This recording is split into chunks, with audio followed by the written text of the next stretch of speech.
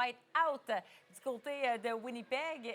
Jonathan, on avait cette remarque que c'était plutôt discret dans l'amphithéâtre, mais on n'est pas sur place. Toi, tu es sur place. Est-ce qu'on peut dire que les deux équipes s'étudient et que la foule aussi étudie ce qui se passe? Ouais, je m'attendais honnêtement à une foule plus bruyante que ça. Là, on m'avait beaucoup vanté le Whiteout, à quel Oui. point c'était bruyant, mais je te dirais que ça équivaut pas le Sandbell de la première ronde. Est-ce que c'est parce que c'est un peu plus bas comme plafond, un peu moins de monde, mais ouais, c'est ça, c'était un petit peu un petit peu plus tranquille que ce à quoi je m'attendais. On a eu un lent départ du côté des deux équipes, surtout des Jets, ce qui a peut-être un peu calmé la foule ou l'a empêché de se manifester.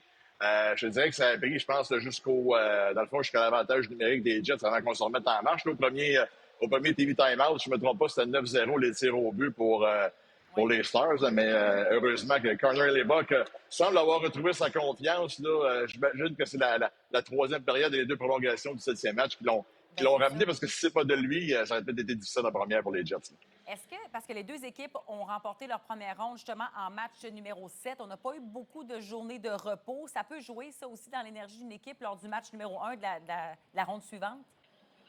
Ben, écoute, c'est sûr. Puis là, en plus, on avait des gars maganés d'un côté comme de l'autre. On a eu des retours au jeu ce soir, mais c'est des gars qui sont peut-être pas nécessairement au sommet de leur forme encore. On a vu Mark Scheifele qui a connu un départ quand même lent. Encore une fois, lui aussi, ça a pris l'avantage numérique pour se mettre en marche. De l'autre côté, tu as Jason Robertson qui revenait au jeu. Là, il n'a pas participé à la première ronde.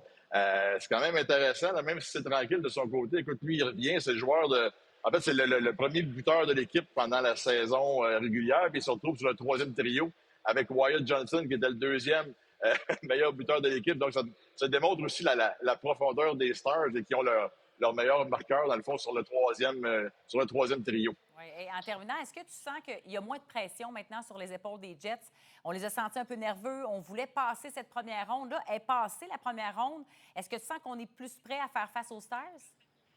Ben, je pense que j'ai l'impression que pour Connor Lebock en particulier, il y avait peut-être un blocage mental parce que Oui. lui aussi, tu sais, l'année passée aussi, ça avait mal été en première ronde pour lui.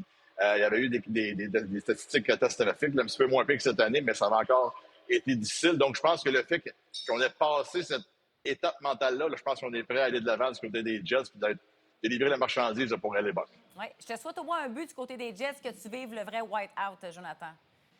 On le On se souhaite. croise les doigts. Super. Merci. Bonne soirée à Winnipeg.